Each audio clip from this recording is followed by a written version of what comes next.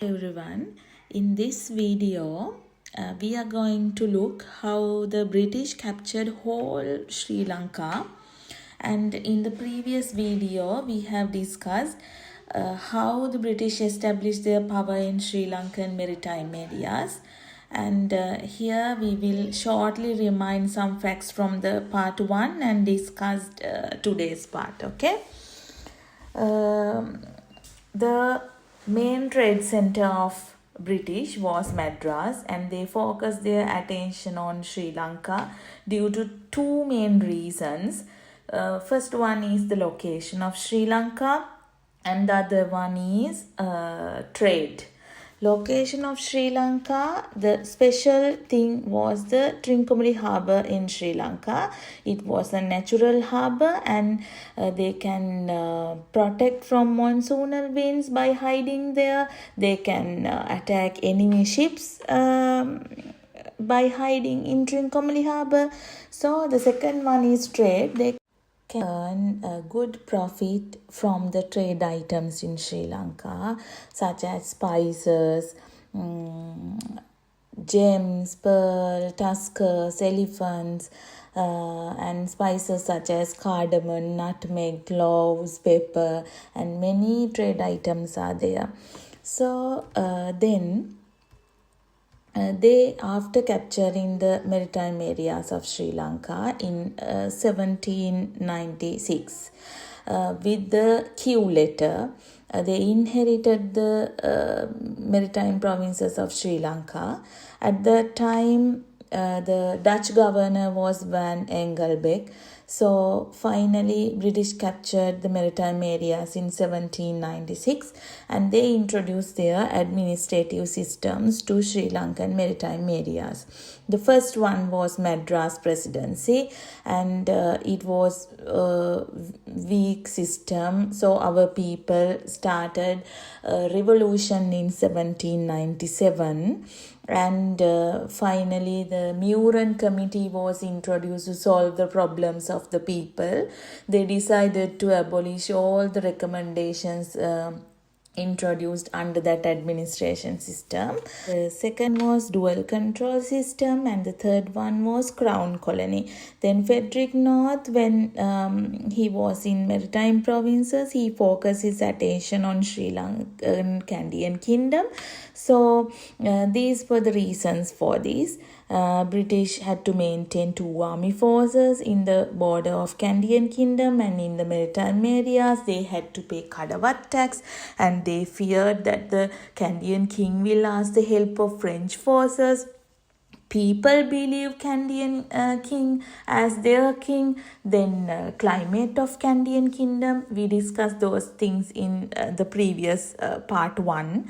Then this invasion in 1803, it was failed due to guerrilla system, rainy season, lack of food, communication difficulties, and diseases. Those were the reasons. So the next governor was introduced to maritime areas. He was Thomas Maitland, and he came with his translator named John Doyle in 1805.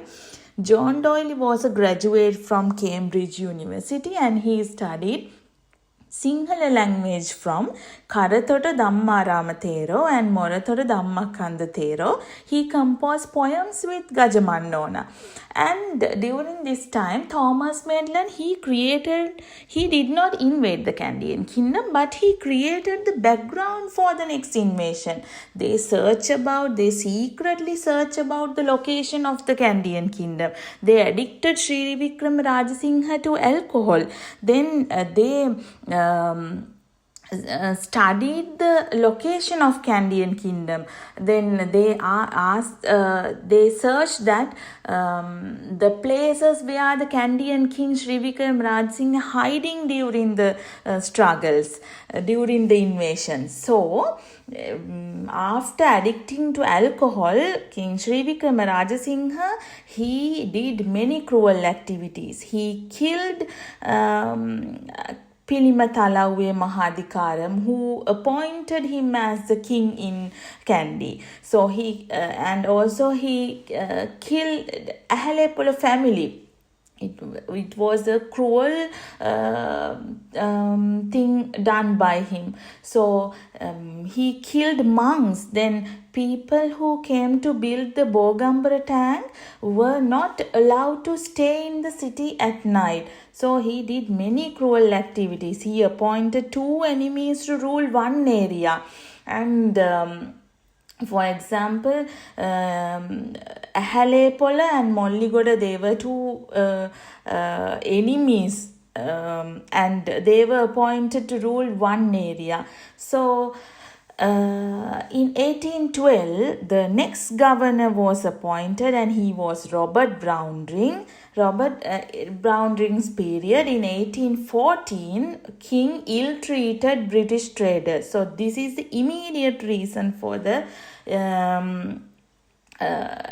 next invasion in 1815. So in 1815 invasion, King fled and hid in Udampiti Arachi's Walauwa, and after that, our people, our Sinhalese, were oppressed the ruling of Sri Vikramaraja Singha. So our Sinhalese captured Sri Vikramaraja Singha and handed over to British. British captured Kandyan Kingdom, and the king on 18th February 1815, and King Sri Vikramaraja Singha was banished to Vellore in India. Finally, in 1815, March 2nd, our other leaders and British signed the Kandyan Convention. In the Kandyan Convention, the first 3 statements were King Sri Vikramaraja Singha and his relatives were stripped of their rights. Then 4th statement about upcountry surrendered to the English government and promised to protect the privileges of the traditional aristocrats. The 5th statement is the special one. It's about the protection of monks, temples and devalas, and other statements regarding the judicial system of upcountry. So after this convention, whole Sri Lanka was by British, or the maritime provinces, and even the Kandyan Kingdom. So after this, we had to respect for the king in England. So this is the part 2. We will discuss the 1818 independence struggle and 1848 independence struggle in the part 3. Okay, then goodbye all.